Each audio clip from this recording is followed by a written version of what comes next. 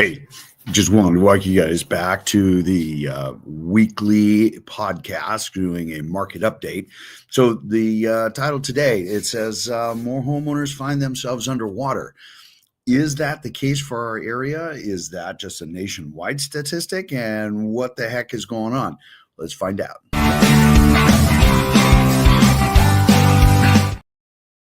Okay, so most of you are probably thinking, hey, there's no background of a house in your picture, and so we're actually out here in beautiful Chelan as I'm out here meeting the landscapers as we have just got our pool back in place, and actually I'm getting ready to go out to do some fly fishing. So yes, it is mighty early in the morning, so I'm going to be a little more quiet about this one since people are inside still sleeping. So anyway, let's talk a little bit about what's going on and why it's important to dial in every single week, because the national news sometimes doesn't have much relevance to what we're doing here. So if we dial this in and says, hey man, they bought homes during the pandemic, now they're underwater. And so the Wall Street Journal, as you can see here, homeowners find themselves underwater. You can see that is down in your Texas, that's in your Arizona, that's in Florida.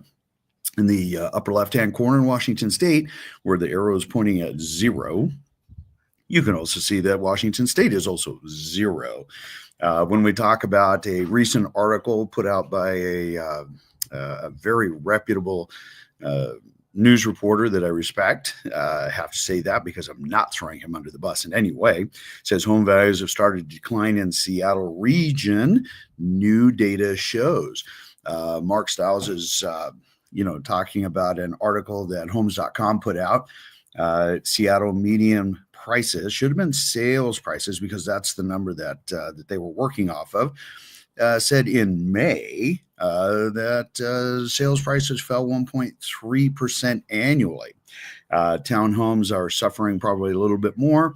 And then, of course, the Puget Sound region is also the fourth best market nationwide. Now, here's the thing. See, Mark is working with information that isn't in real time, like what this podcast does, so you guys can make really good business decisions. Now, Mark has interviewed me a number of different times when I was one of the board of directors.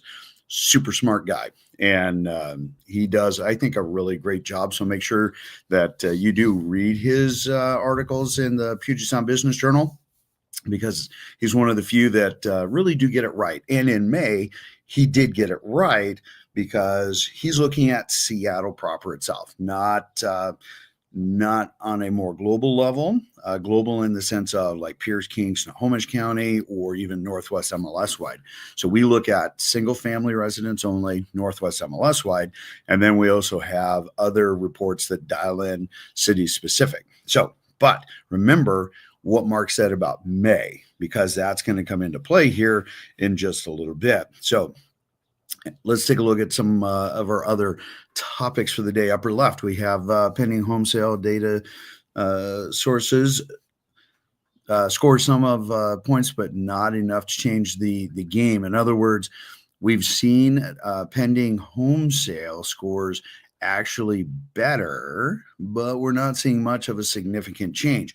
And you might be asking, okay, why is that? Well, there's still a lot of trepidation about what's going on with the new administration, where things are going to be going, what's happening internationally with some of these war/non-war situations. And then, of course, hey, are tariffs starting to play a role? What is that mitigated role? There's a lot of information going back and forth on that.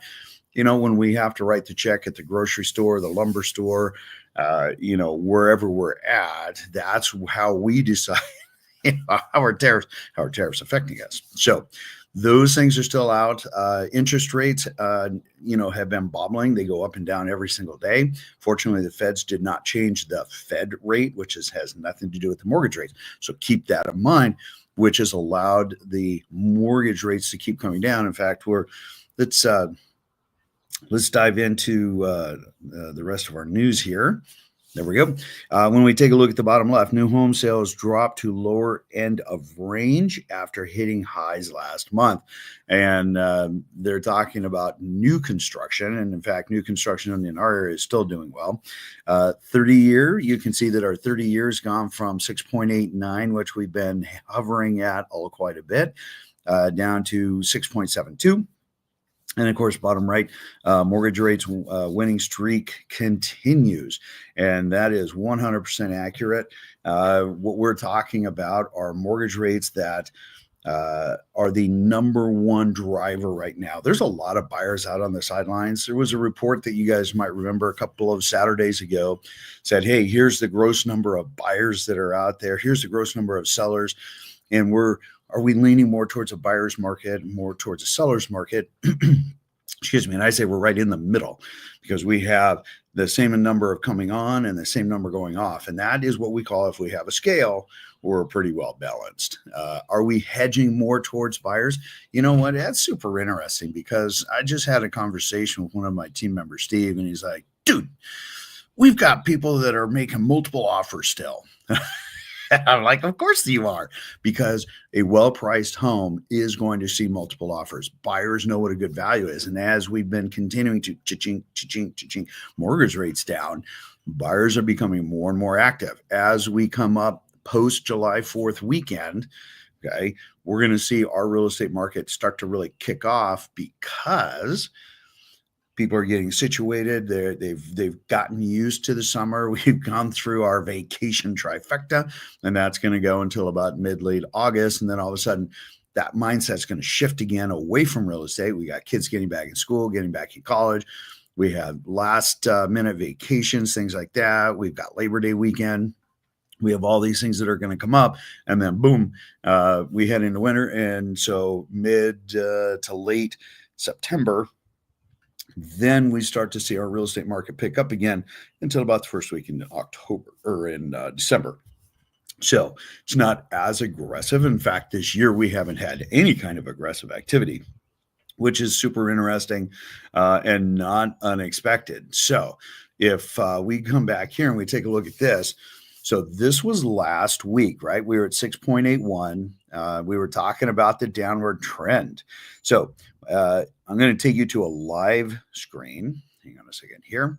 And let me click on this. Here we go. So here's our live screen. And as you can see, the numbers kind of bobble around. You might say, oh my gosh, look at that dip right there. So that dip was just before the Feds dropped their rate. And that is super important because every time the Feds have dropped their rate, like they did here, mortgage rate shot up. This was when we went from, the low sixes, almost when people were saying, oh my gosh, we're going to be hitting 7-8%, bink, right? Now, where are we at today? So this was our peak, and note at the bottom, it says the week ending May 29th. And as you can see, May right here was an upward trend. And that's a lot of what, like Mark Stiles is saying, hey, May was not a good month because, real estate prices were coming down. Why? Because we were seeing mortgage rates going up. Now, what's going to change and what Mark will see for June when the June numbers come out, which you're already seeing and have been seeing, mortgage rates have been coming down, today being 6.77, as you can see on the other side there. Now, as we take a look at what's going on in hang on a second here, I need to add that back to the stage. There we go. When we start taking a look at what's going on as far as velocity, right? What's coming on market, what's going off market. Look at this. Average of the last 7 days, just like the Freddie. Okay, so we have, basically 1,281 homes that came on market. We had 1,100, and I can't even read it, so small. I think it says 31 homes went off market, meaning that they went pended. So what we're looking at is very much a balance because on February, we were actually 200 homes more that went pended than came on market. But because Friday is such a massive, hey, go on market day, we see sometimes those two numbers flip. So even if they do flip, a few days are more pended homes and a few day more active homes come on market, they balance out to balanced market. So again, yes, we're one of the 5 sweet spots across the United States, and that is super important because we're not Florida, we're not Texas, we're not Arizona, where some of them are seeing like 5 months of inventory. We're at 2.5, almost 3 months, but at 2.5 months of inventory. In our new norm since I would say probably 2008, 9, right in there, after we started to see the inventory drop back down from the Great Recession, 2 to 3 months is our norm. So if that's the case, we're right on target. Sure, we may not be seeing the 22,000 homes that we've historically seen during the summer. We're at about 16,000. In fact, let's just delve into those numbers really quick here. So when we talk about overall national inventory, I'm pulling up this chart again to show you where we're at today versus where we've been at in prior years. Now, your one-offs, as you can see at the bottom, 2020, 2022, 2023, naturally, those numbers show a lower inventory. Why? Rates were super low. They were in the 3s and 4s, where 70% of those homeowners that have mortgages are in, or the golden handcuffs. Okay. So they're going to be very reluctant until we see those mortgage rates coming back down before they will make a shift. What are they doing, however, is that they are buying that second home. That is a conversation that we're having with a number of different clients. So that's just something to keep in mind. Just a real plug right here. Hey, again, if you're looking for super accurate information, make sure you subscribe and dial in. Let's talk about the Northwest MLS. Here we go. We're going to take a look at on the right here. We've got the year to date, which we underline. And as you can see, our numbers are good there. And then the yellow chart is the month to month. So when we put this as a blow up for you, listen, sales are up, basically almost 2% year over year.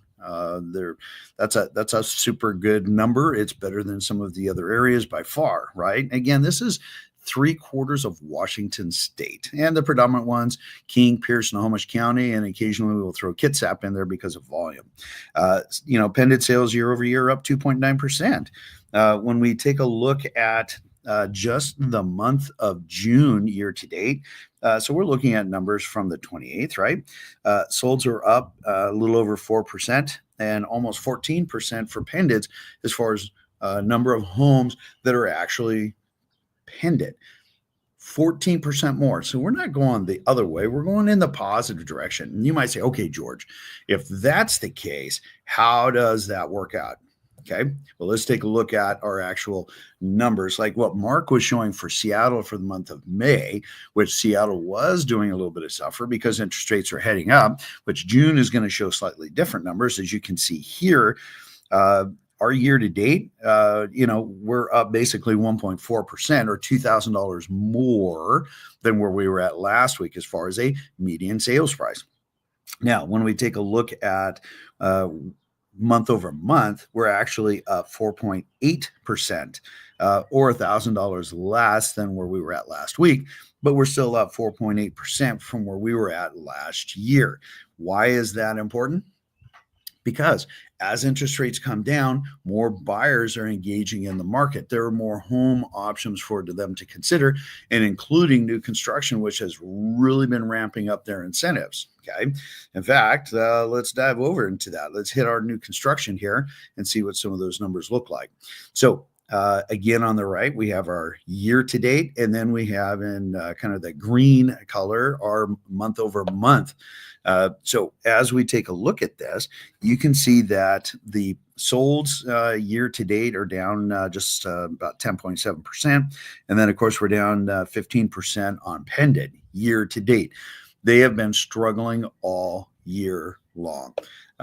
They've been making back some headway on this one, and which is absolutely fabulous. But they have been struggling. And you might say, okay, George, why is new construction struggling if they offer so many incentives? Well, the reason they have to offer so many incentives is because we have more resale homes. There's more options, and they're on bigger yards. Many of them are updated. They're closer into where they want to be, so they don't have to commute as far. And that is very much why people are wanting to take a look at resales, because there are some really great options, and you get a little bit more privacy in many of these. All right, moving on. So when we take a look at it month to date, look at our pendants. Pendants, man, they've just been killing it the last 2 weeks at 12.2% more homes pended than what they did last year at this time. Okay, even their pricing is actually doing quite well, and that is, in my humble opinion, what is being super helpful. Even though year to date they're down a little bit, they're pretty much neutral from where they were at last week as far as pricing. And year to date, even though they're $4,000 less than where they were at last week as a medium sales price, they're still up 2.7%.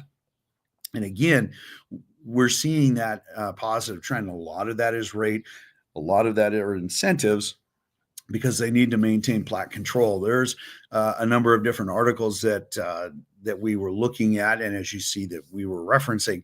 So make sure that you're staying solid with current information and whatnot. All right, moving on. Okay, let's talk a little bit about REOs. REOs is super boring again. Why? Even though we have tiny little numbers, and as you can see, there's just not hardly anything out there REO wise. When we take a look at our numbers here, you might say, oh my gosh, George, there's 94%. That's almost 100% increase on pendant sales from last year. Well, yes, but we had 17 last year, for this month and at this time. We had a few more homes that came on market and a few more that went off. We also, we also had a number of homes that are not REOs or bank owned, standing for real estate owned, that are privately held, that are being mismarketed because their agent did not pay attention. Setting that aside, when you take a tiny number and double it, it looks like a big number. And like the Washington State group that is saying, oh my gosh, we have a massive increase on foreclosures. Yeah, well, you notice they used a percentage and not the actual number, because the actual number was super, super tiny. So if you think that foreclosures are a great deal out there, they're not. Why? Because we don't have very many. You saw the green chart. So anytime a bank takes a property back, they put it on market. They're doing paint, carpet, and vinyl. They're getting very close to market value for them. So there's a lot of other options to consider while you're out there. In the meantime, we're going to go out fly fishing. I hope you guys have an absolutely beautiful day. It is stunning out there, as you can see. There we go. Anyway, I will talk to you guys next week. If you have questions, post them. Make sure that you smash that subscribe button. Stay in tune. I keep you guys updated even when I'm out having fun. In the meantime, I'll catch you on the next video. Take care.